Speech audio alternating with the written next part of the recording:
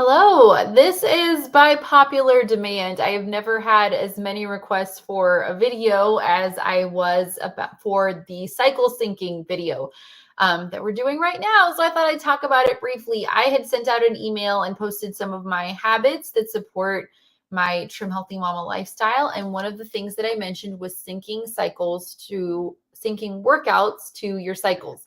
Now, I would not take this just as my word. I would research it. I strongly recommend researching it. And I would also say, just so everyone's aware, I'm not a doctor, not a nutritionist. I'm just a certified THM coach.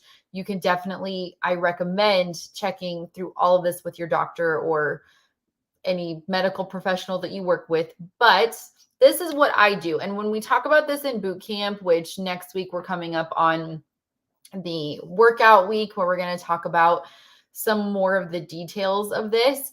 This is also dependent upon the phase of life you're in. And it's really, so this may not be exactly what you need to do.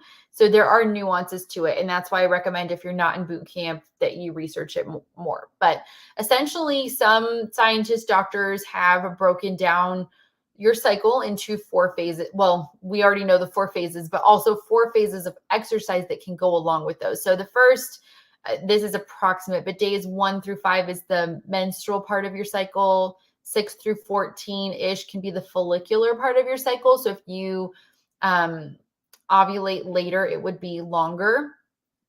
And then is your ovulatory phase and then your luteal phase. So we'll start at the beginning. The menstrual phase is when, as I've read, the estrogen, progesterone are low. And that's a time that you don't want to overtax your body. So the idea with the menstrual phase is to rest, take care of yourself, focus on taking it easy. For me, I walk 20 minutes a day pretty much no matter what for hormone balance and health.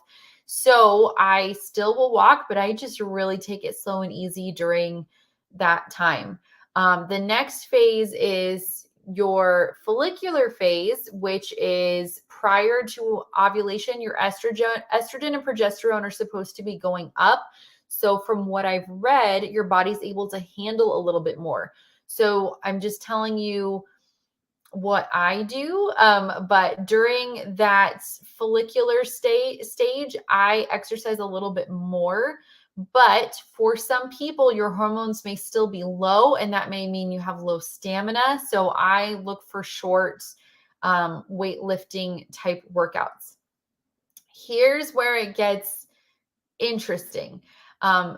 During the ovulation phase, some doctors that speak out about this online say you absolutely have to, this is a good time. Your energy might be higher. This is a good time for higher intensity exercise. And what we get into in boot camp a little bit more is when you should do like the HIIT training and when you shouldn't. But for me in the phase I'm in right now, the week before and leading up to ovulation, I work out the hardest or among almost the hardest. That's when I do a little bit more high intensity. I'm weightlifting. I'm doing things like that during that week. I still follow THM's guidelines.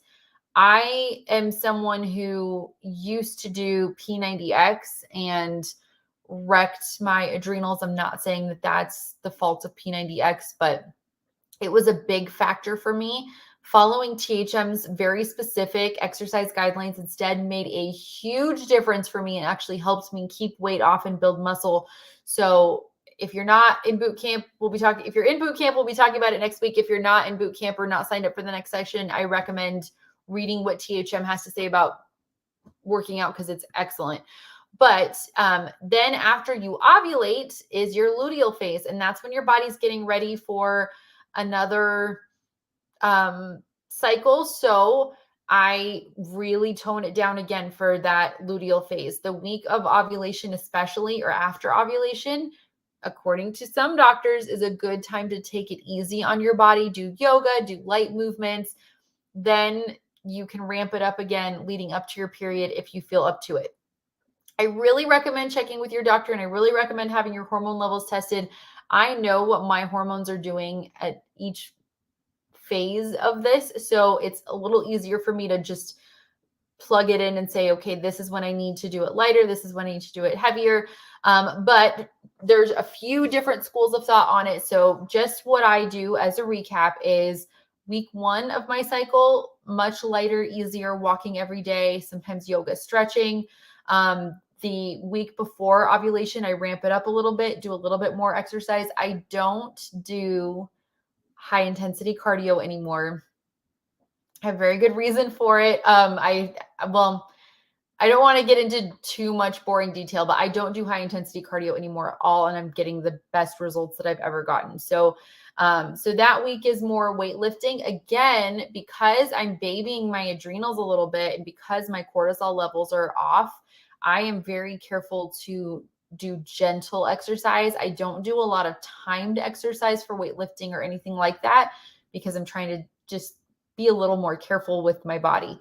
But then during the week from ovulation forward, I take another light, easier week, and then I ramp it up again the week before my cycle starts over. So that's how I do it. I'm not recommending anything because it will depend on your hormone levels and where you're at. The reason I do this is not just because of the phenomenal results I've gotten. It's because my body, my hormone levels, my cortisol levels were so far off. I needed to be able to keep working out without damaging myself. And finding this method of syncing my cycles, my workouts to my cycle has been more beneficial than just about anything that I've tried. So if you need to review the THM workout guidelines, I really recommend doing that because they're excellent. And I think that they are backed by science, but I would recommend that you do your own research and see what works for you.